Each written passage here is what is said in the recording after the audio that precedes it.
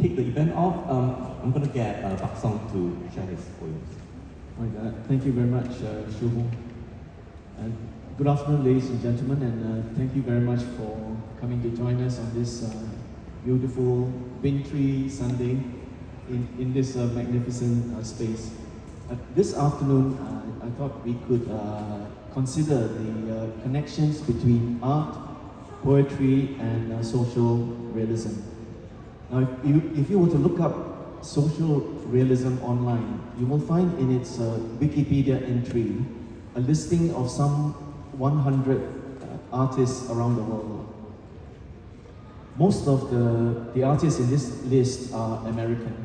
There are a couple of Filipinos, South Koreans, Indians, but only one Singaporean, Chua Mia Tee. And this is just one of the many ways in which Mr. Chua is a special Singapore artist. Now, the social realism that inspired his art in the 1950s and 60s was driven by larger forces, including the anti-colonialism movement and the desire to forge a new Malayan national identity. By the time of the 1970s, with Singapore newly independent, these larger forces have changed to include rapid urbanization and dislocations that arise from economic growth. But through all this time, there is one common thread in the social realism that influenced Mr. Chua's art. And that is the turning of the spotlight on some of the least advantaged members of society. People like construction workers, laborers, and so on. And Mr. Chua always had a deep affinity for these workers.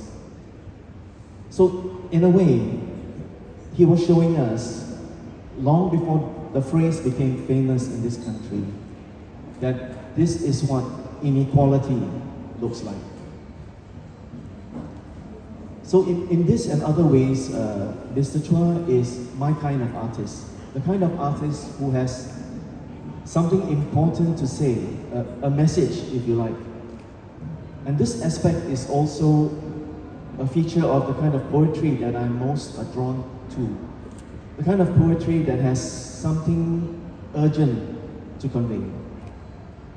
And this is how I came to think of an event like this afternoon, this multilingual poetry reading, having a few Singapore poets to come together to take a closer look again at the art of Chua Mia Tee, and to, together with you in the audience, to consider anew the connections between art, poetry, and social realism. Now, I'm going to read two poems. The first poem is titled Close Quarters, Chinatown. It was first published in 1994. It was one of a dozen poems that were commissioned by my artist friend Ong Kim Seng for the occasion of the 25th anniversary of the Singapore Watercolour Society, of which he was the president at that time. This particular poem is a companion poem to the painting Courtyard by Koo Jiang Jin, an artist who now lives in Malaysia, and is included in the book 25 Years of Watercolour Painting in Singapore, which is available in the National Gallery's Rotunda Library, just upstairs, to our left.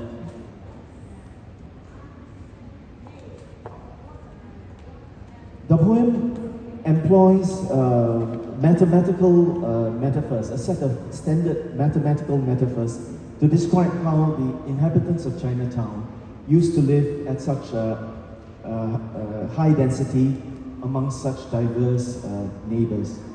The poem was published 28 years ago, but it contains an insight on racial harmony which I found to be vital and still so relevant today that I included this insight and featured the poem in its entirety in the closing chapter of a book that I edited, which was launched last month, titled One United People, Essays from the People's Sector on Singapore's Journey of Racial Harmony.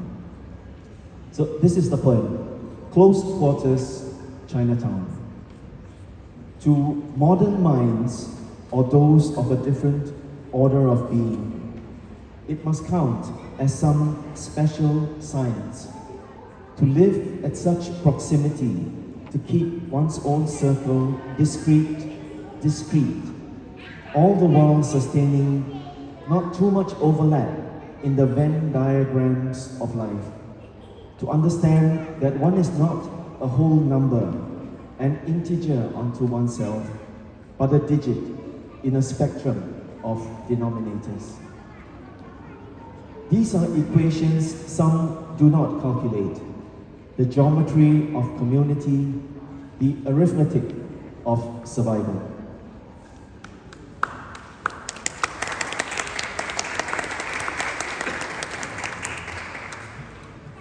The second poem I'm going to read is titled Industry.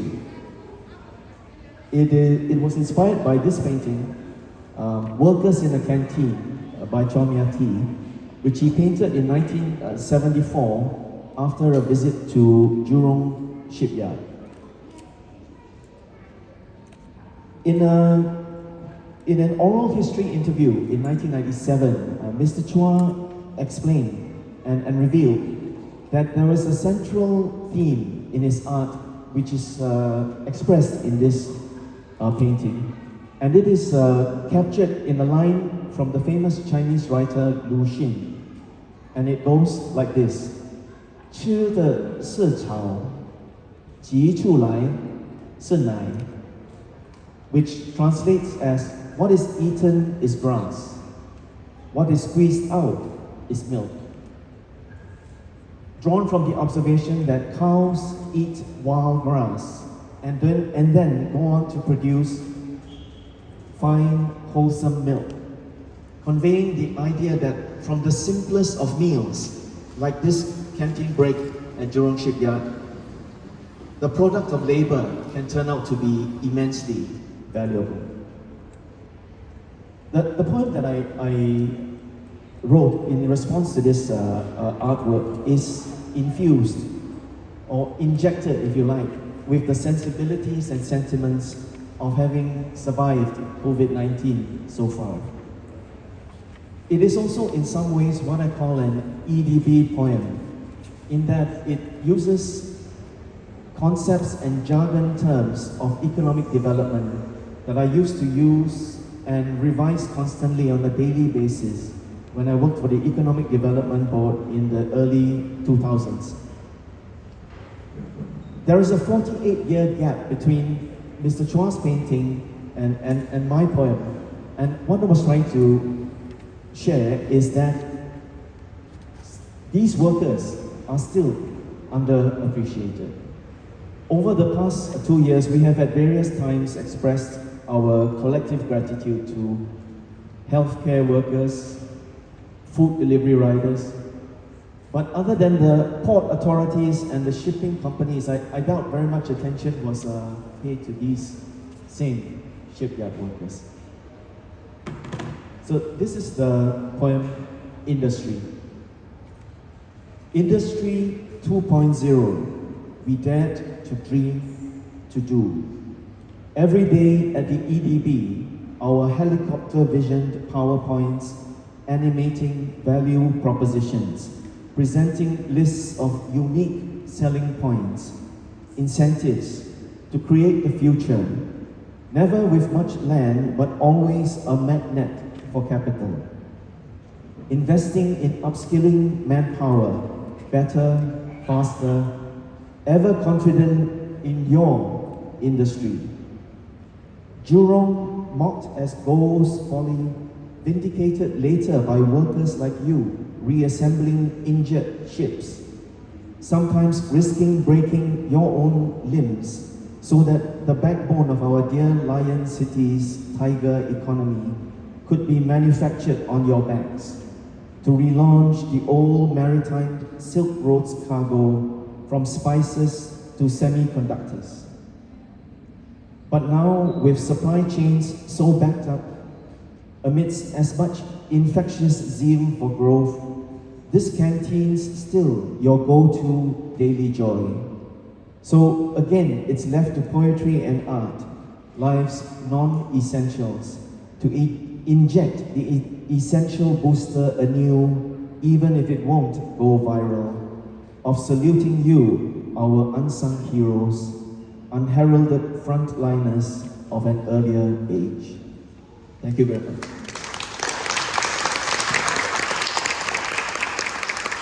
Thanks, Buck Song. Next, we